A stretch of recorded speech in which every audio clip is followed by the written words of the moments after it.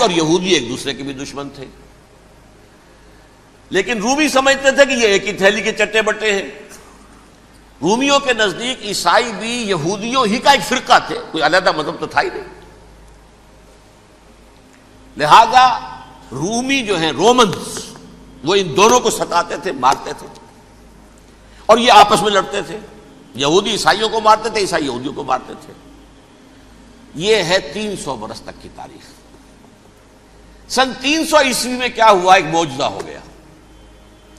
بہت عظیم emperor کانسٹینٹائن، Constantin اعظم، Roman ایمپررز میں سے بہت بڑا ایمپرر، وہ عیسائی ہو گئے۔ اب تو معاملہ بالکل تلپٹ ہو گیا، پوری سلطنت عیسائی ہو گئی۔ اب عیسائیوں کے عیش ہو گئے اور یہودیوں پہ مار پڑنی شروع ہوئی۔ اب عیسائیوں کا آپ خود سوچئے کہ جنہیں وہ خدا بنا بیٹھے ہیں، خدا کا بیٹا قرار دے رہے ہیں، ان کے قاتل کون؟ یہودی بدماش۔ لہذا ان کی وہ پٹائی شروع ہوئی ہے یورپ میں، پوری رومن امپائر میں۔ انہیں ذلیل کیا گیا، شہروں میں آمد بند، علیحدہ رہو، گھیٹوز کے اندر رہو۔ یہودی کا نام جو ہے وہ گالی بن گیا، جیسے آج بھی یہودی گالی کہتے ہیں، جیسے خنزیر کا لفظ، آخر وہ بھی اللہ کی مخلوق ہے، لیکن آپ کو معلوم ہے کوئی شخص زبان پہ نام نہیں لانا چاہتا خنزیر کا، سور کا، ہے تو مخلوق وہ بھی ایک حیوان ہے۔ ایسے ہی یہ ہے یہودی گالی، جیوٹ گالی۔ لہذا ایک طرف تو ان دونوں کے درمیان دشمنی، جس کو قرآن کہتا ہے وَأَغْرَيْنَا بَيْنَهُمُ الْعَدَاوَةَ وَالْبَغْضَاءَ، ہم نے ان کے مابین دشمنی جو ہے پیدا کر دی۔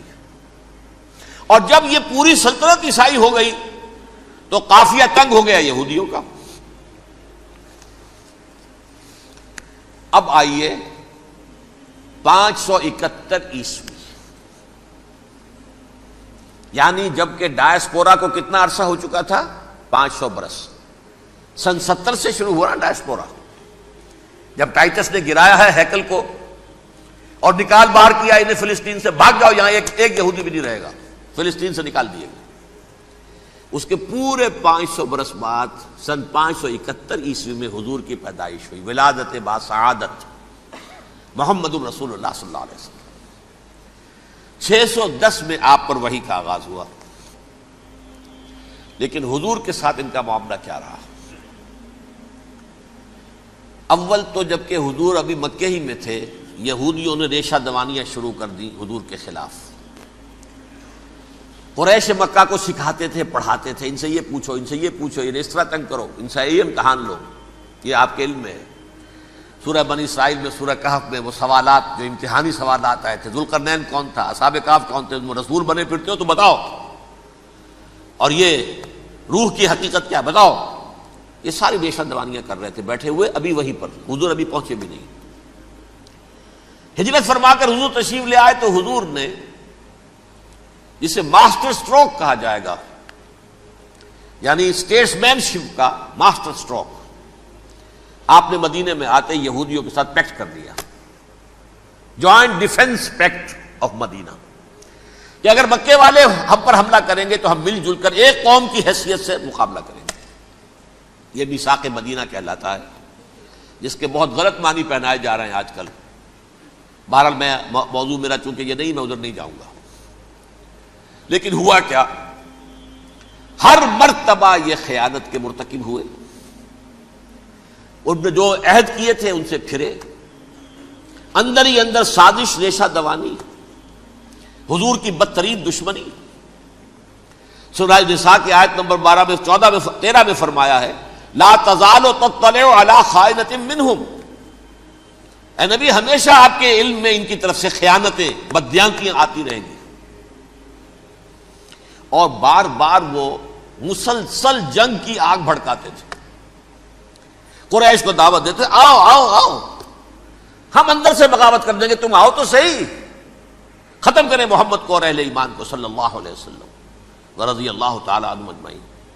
لیکن پھر جب وہ آتے تھے تو یہ دبک جاتے تھے، ان میں ہمت نہیں تھی، میدان کے مرد نہیں رہے تھے۔ یہ سورہ حشر میں ان کا نقشہ کھینچا گیا ہے، کھلے میدان میں مقابلے کی اس کے اندر صلاحیت ہی نہیں ہے۔ یہ تو فصیلوں کے پیچھے سے، جیسے عورتیں کہیں دیہات میں لڑائی ہوتی ہے تو مرد جو ہے گلیوں میں لڑتے ہیں، عورتیں اوپر سے پتھر پھینکتی ہیں، بس وہ کام یہ کر سکتے تھے، من ورائے جدر، فصیلوں کے پیچھے سے، جنگ میں میدان میں نہیں آ سکتے۔ بہرحال قرآن مجید میں ہے یہ، سورہ مائدہ کی آیت نمبر 64، کلما اوقدوا نارا للحرب اطفاها اللہ۔ اکثر و بیشتر مواقع پر تو یہ جب آگ بھڑکاتے تھے جنگ کی، اللہ اسے بجھا دیتا تھا، لیکن بہرحال اس کے باوجود جنگیں ہوئی، غزوہ بدر، غزوہ احد ہوئی کہ نہیں، یہ ساری اصل شرارت ہوئی، اور اس کے نتیجے میں حضور نے پھر ایک ایک کر کے 3 قبیلوں کو سزا دی۔ غزوہ بدر کے فوراً بعد بنو قینقاع نکالے گئے مدینے سے، غزوہ احد کے فوراً بعد بنو نذیر نکالے گئے، اور غزوہ احزاب کے بعد بنو قریظہ نکال دیے گئے۔ یہ تو میں نے آپ کے سامنے رکھ دیا صرف حضور کے زمانے میں ان کا کیا رویہ رہا، دشمن۔ رات بھی ہم نے وہ آیت پڑھی تھی، لَتَجِدَنَّ أَشَدَّ النَّاسِ عَدَاوَةً لِلَّذِينَ آمَنُوا الْيَهُودُ وَالَّذِينَ أَشْرَكُوا۔ اہل ایمان کی دشمنی میں شدید ترین تم پاؤ گے یہودیوں کو اور مشرکین کو، مشرکین بھی بعد میں ہے، پہلے یہودی۔ حضور کے بعد کیا ہوا اب یہ نوٹ کیجئے، یہ ان کی تاریخ کا دوسرا دور ہے۔ حضرت عمر رضی اللہ تعالیٰ عنہ کا عہد خلافت ہے، بیت المقدس کا محاصرہ کیا گیا، فصیل بڑی اونچی، شہر اندر سے سیلف سفیشینٹ، حملے کا راستہ کوئی نہیں، محاصرہ طول کھینچ رہا ہے، لیکن ان کے پاس رسد بھی موجود ہے، پانی بھی موجود ہے، وہ دروازے بند کر کے بیٹھے ہوئے ہیں۔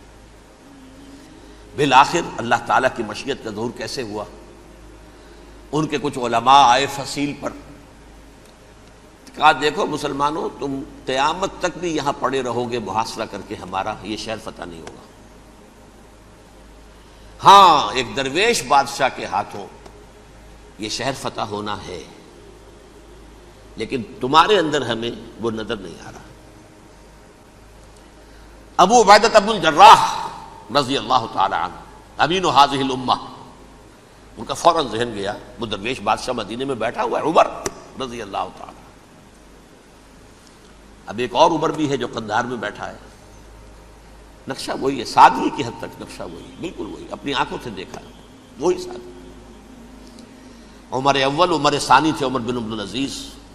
اب ایک اللہ کے فضل سے اللہ تعالیٰ ایدہ اللہ بنصرتہ، اللہ تعالیٰ ان کی نصرت فرمائے، دشمنوں کو ان کے مقابلے میں نیست و نابود کرے۔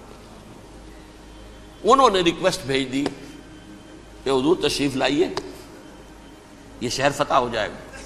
وہ ہے سفر تاریخی، اتنا طویل سفر، تقریباً 700 میل، ایک اونٹ، ایک خادم، ایک منزل پہ امیر المومنین اوپر بیٹھے، خادم آگے چل رہا ہے، اگلی منزل پہ خادم اوپر بیٹھا ہے، امیر المومنین آگے جا رہے ہیں۔ اور جب پہنچے ہیں تو وہ باری تھی خادم کی، انہوں نے ہاتھ جوڑ دیا، حضور خدا کے لیے تم کیا کہیں گے لوگ، وہ میرا برا حال کر دیں گے، تمہیں شرم نہیں آئی؟ امیر المومنین پیدل آگے چل رہے ہیں نکیل پکڑ کر، اور تم بیٹھے ہو اوپر براجمان ہو۔ حضرت عمر فرمایا الدور دورک، نہیں، باری تمہاری ہے، بیٹھ۔ اس حال میں پہنچے ہیں، اور پھر یہ کہ ابو عبیدہ بن الجراح آئے ہیں، استقبال کیا ہے تو دیکھا ہے، اس حال میں چلے آ رہے ہیں، عمر نکیل پکڑے ہوئے چلے آ رہے ہیں، اور کہتے ہیں کہ کہیں کیچڑ ویچڑ تھا، جوتے خراب ہو گئے تھے، وہ بھی اتار کے ہاتھ میں پکڑے ہوئے، کپڑے تو تھے ہی پھٹے ہوئے۔ انہوں نے کہا بھی حضرت ابو عبیدہ نے، دیکھیے یہ بڑا متمدن ملک ہے، بڑا مہذب علاقہ ہے یہ، آپ ذرا حلیہ اپنا دوست فرما لیں تب جا کے پیش ہم آپ کو کریں گے۔